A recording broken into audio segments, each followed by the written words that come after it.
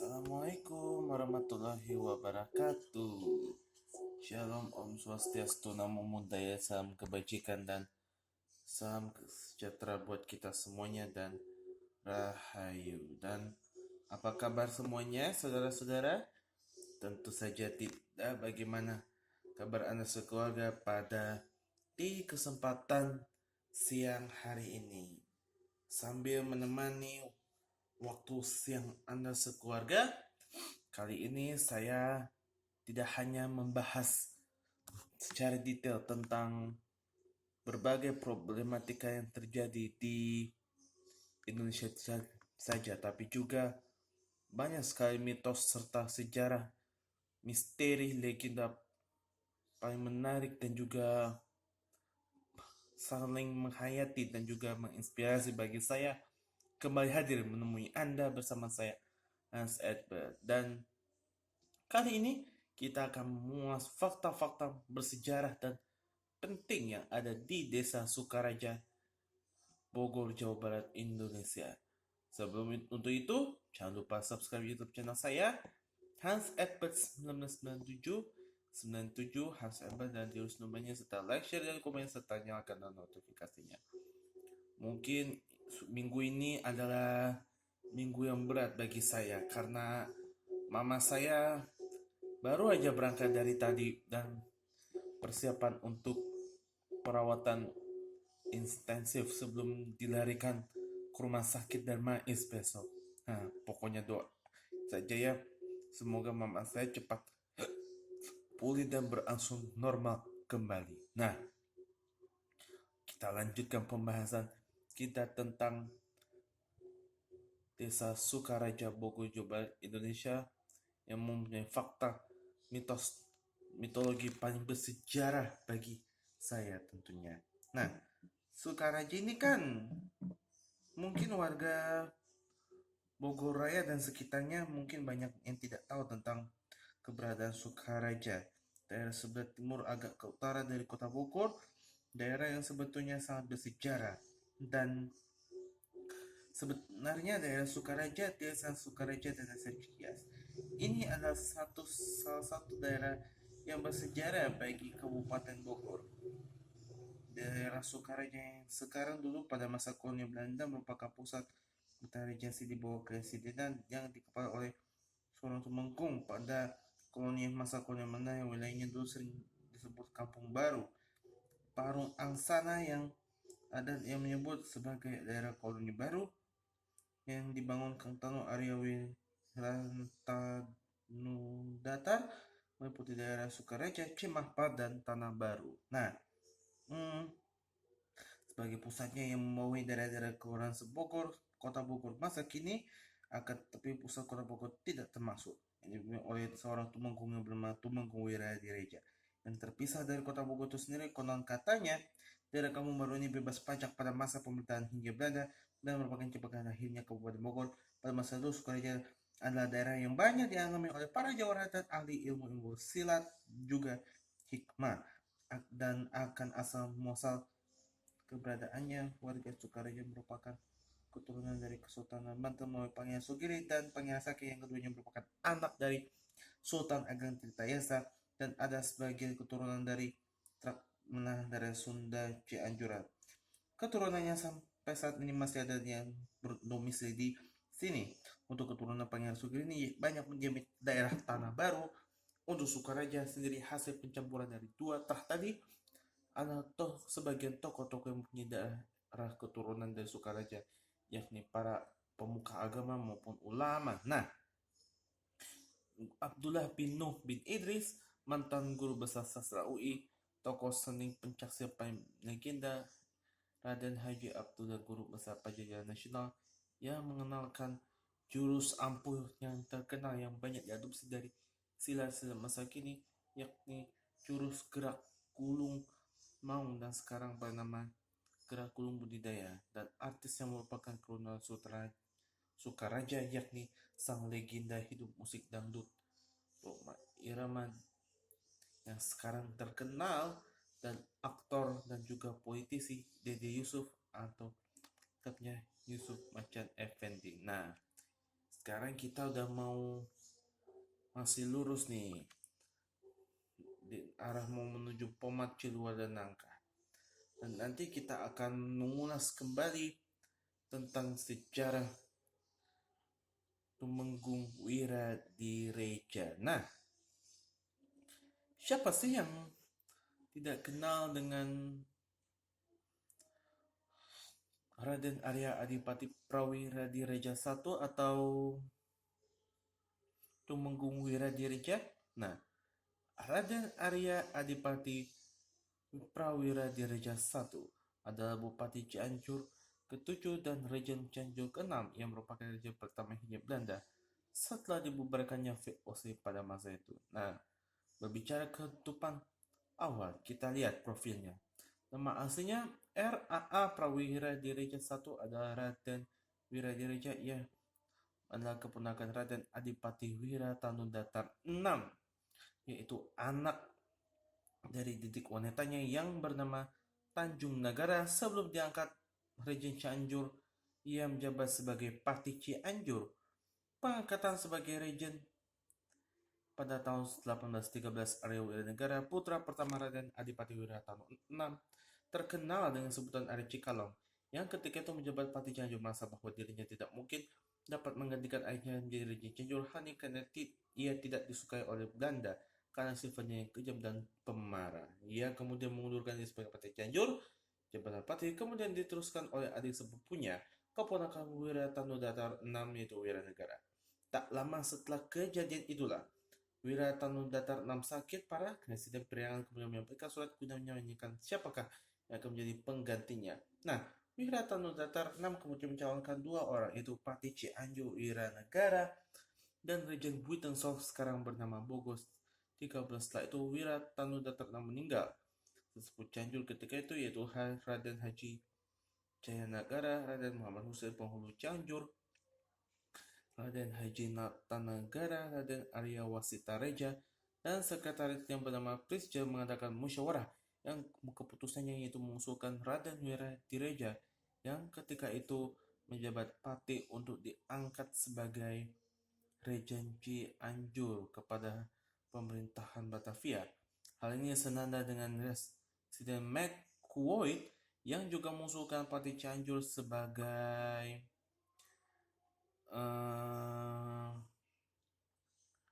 Patih Cianjur sebagai Regent. Sedangkan Regent Buitensong yaitu Wiranata tidak setuju. Ia diangkat sebagai Regent pada tanggal 18 April 1813 silam, dan dalam akta tanggal itu pula juga ia meminta gelar Tumenggung Wiradireja. Menurut akta 1 Mac 1816, ia dianugerahi gelar Adipati. Gelar resminya adalah Raden Arya Adipati. Nah, masa pemerintahannya sebagai Regent ada beberapa kejadian penting yang terjadi, yaitu bubarnya VOC. Sebenarnya bubar VOC terjadi sebelum masa pemerintahan Prawiraja I ketika Cianjur di bawah pemerintahan Wiratanudatar VI ini menjadikan Prawiraja I sebagai raja pertama masa pemerintahan Belanda. Masa Raffles 1916, masa Prawiraja I inilah terjadi perubahan kekuasaan di Hindia Belanda, yaitu dengan berkuasanya Inggris. Ketika itu Inggris mengutus Thomas Stanford Raffles sebagai gubernur jenderal Hindia Belanda. Namun masa pemerintahan Raffles tidak lama karena Inggris kemudian menyerahkan Hindia Belanda pada Kerajaan Belanda. Kepatihan Sukabumi pada masa pemerintahannya itu terjadi perubahan nama untuk Kepatihan Cikole yang dibentuk oleh bupati sebelumnya. Jadi Kepatihan Sukabumi pada tanggal 13 Januari 1815, Kepatihan yang merupakan pendahulunya dari Kabupaten Sukabumi. Nah, oke, bicara soal masa tua dan kematiannya, Prawiraja I atau Tumenggung Prawiradireja memerintah selama 20 tahun. Ia tidak memerintah sampai akhir hidupnya karena pada tahun 1833 ia mangkat alias turun tahta dan digantikan anaknya yaitu Raden Tumenggung Wiranegara. Setelah ia turun tahta, ia tidak tinggal di Penempuk tapi pindah di dekat Masjid Agung Cianjur. Setelah turun tahta, ia disebut dalam sepuh Prawiradireja, meninggal pada tahun 1834. Nah, Dengan seiringnya berjalannya waktu, kini Tumenggung Wiradireja yang terkenal akan kejayaannya itu kini diabadikan sebagai nama jalan di tepatnya di wilayah Kota Bogor, Jawa Barat, Indonesia. Oke. Itu dia tadi sekilas penting tentang sejarah Tumenggung Wiradireja yang dulunya terkenal atas kepiawaiannya dalam memimpin salah satu rejen di Cianjur hingga akhir hayatnya, yang kini diabadikan sebagai nama jalan di Kota Bogor, Jawa Barat, Indonesia. Nah, sekarang saya sudah sampai di Jalan Tumenggung Wiradireja nih, saudara-saudara. Nah, sebentar lagi kita mau motong jalan ke kanan ya, tepatnya Pangeran Sogiri. Nah, sebelum menemani perjumpaan kita dan melanjutkan pembahasan kita pada siang hari ini, jangan lupa di subscribe ya YouTube channel saya, like, share, dan komen, dan pantau terus via media sosial kami resmi Hans Ebat untuk informasi lengkapnya lebih lanjutnya seperti apa ya. Dan sesaat lagi saya akan mau masuk menuju kawasan yang biasa kita sebut dengan nama Pangeran Sogiri. Untuk itu jangan kemana-mana dulu saudara, karena setelah pesan-pesan berikut ini masih banyak sekali berbagai pembahasan yang harus kita ketahui bersama-sama.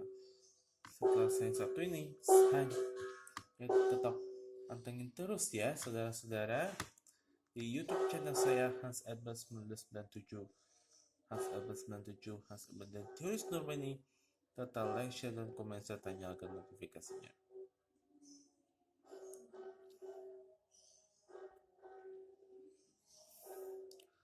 Oke.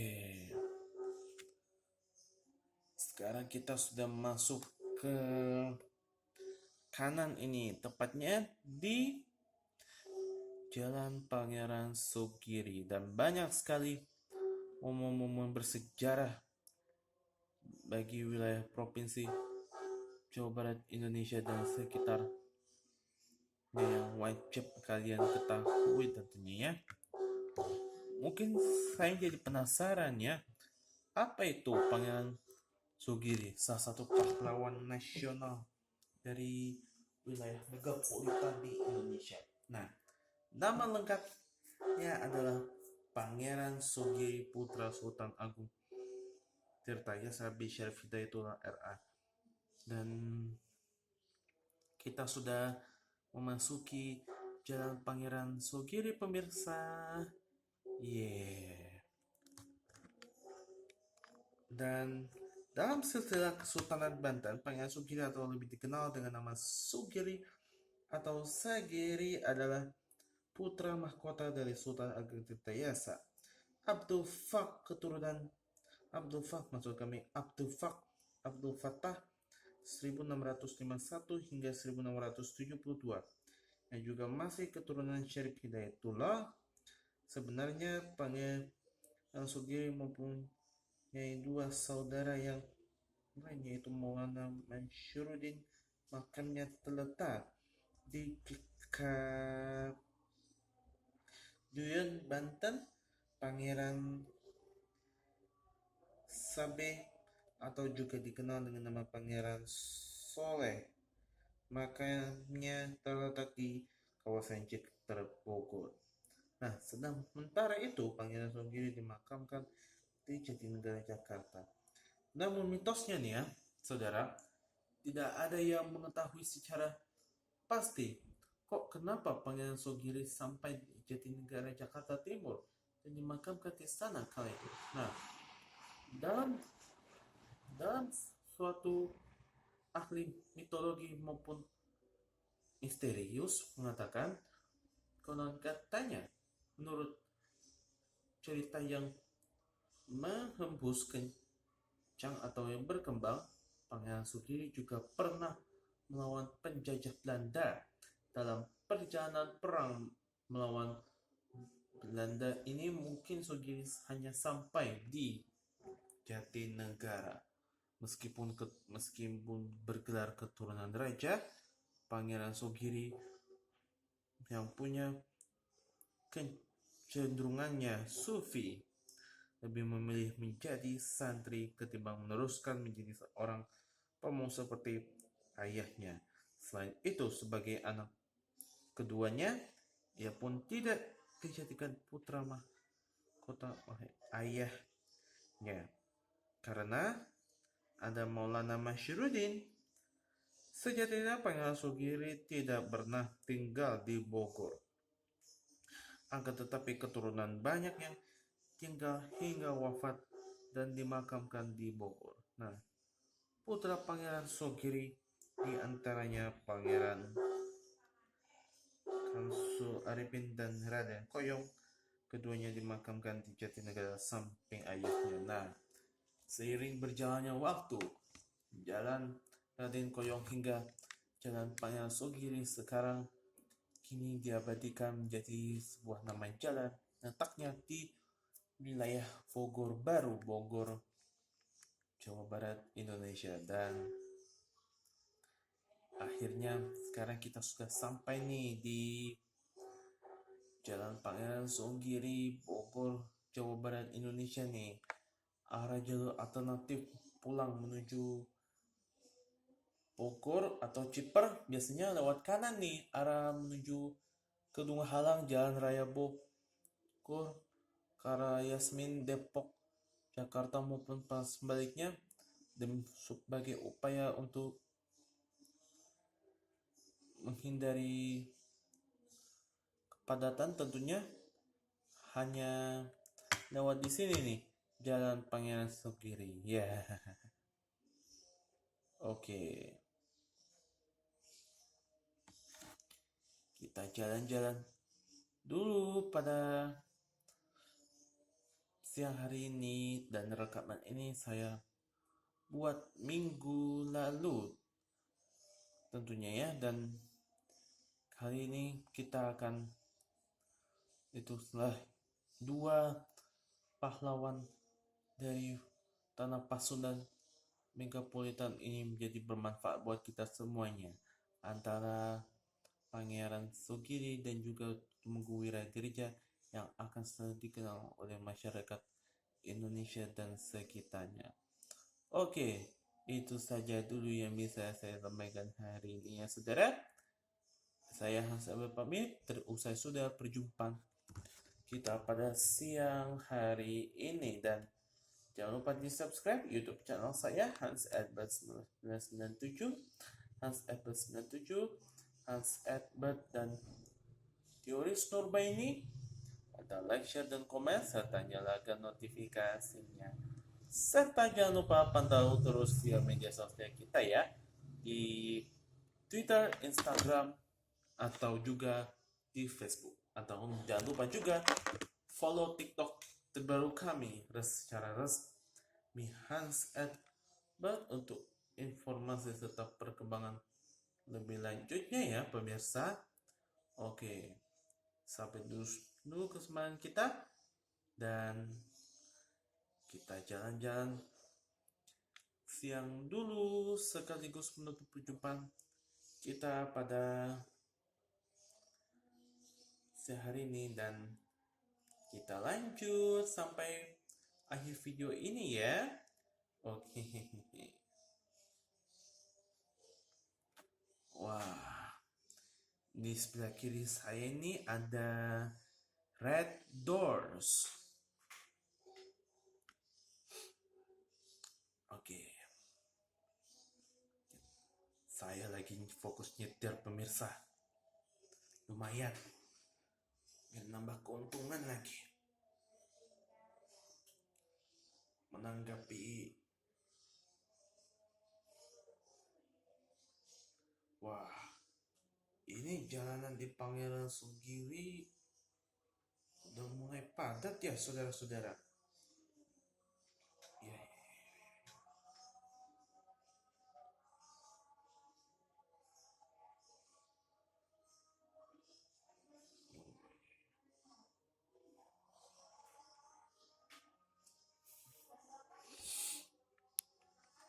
hati-hati nih pemirsa. Ayo jaga jarak, ayo pakai masker dan ayo cuci tangan. Ingat selalu pesan ibu, hati-hati di jalan dan selalu disiplin berlalu lintas ya saudara-saudara, untuk supaya semoga selamat jalan sampai tujuan nanti. Yeah.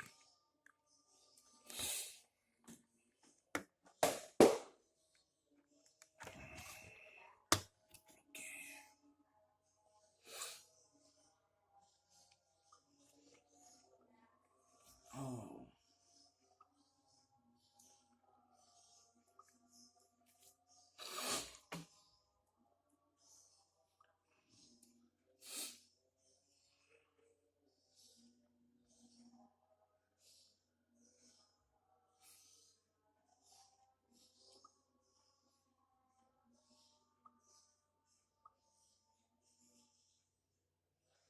Ya, ya, ya.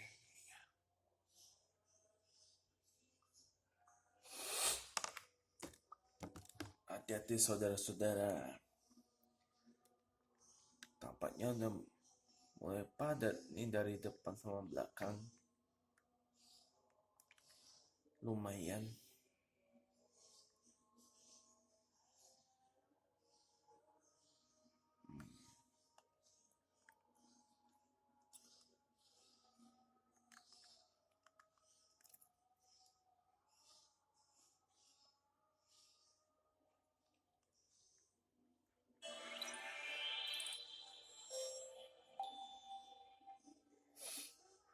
Wah, hati-hati nih kalau mau nyalip ke kanan.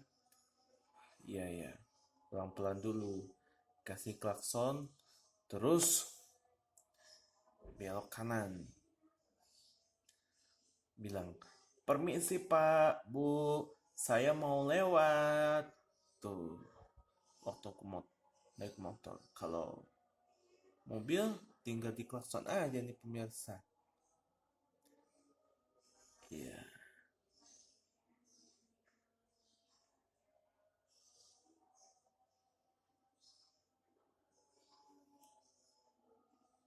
Hmm.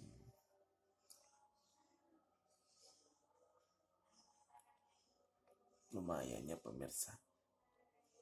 Tapi sekarang jalanan udah pun mulai lancar ini. Harus hati-hati nih saudara. Ini jalan Pangeran Sogiri, salah satu jalan paling sempit saudara. Wah, wajib banget ya.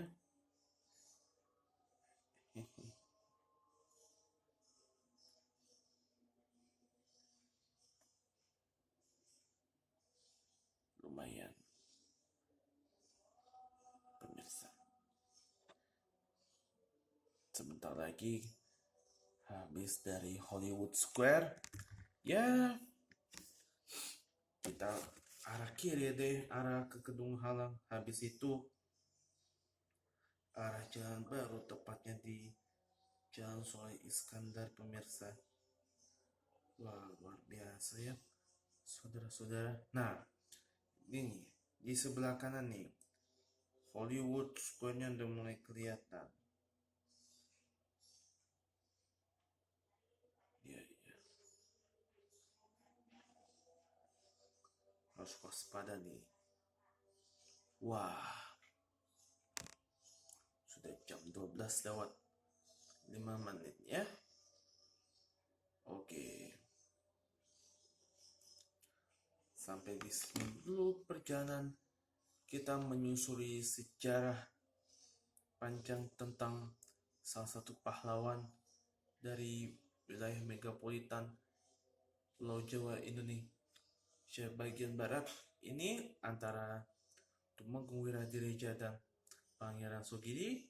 Sampai di sini dulu teman kita, dan jangan lupa di subscribe ya YouTube channel saya Hans Edbert 1997, Hans Edbert 97, Hans Edbert dan serta Tius Nurbaini, serta like, share, dan komen, serta satu lagi jangan lupa nyalakan notifikasinya ya saudara-saudara.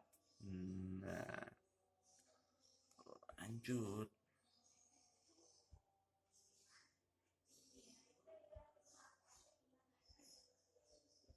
pemirsa.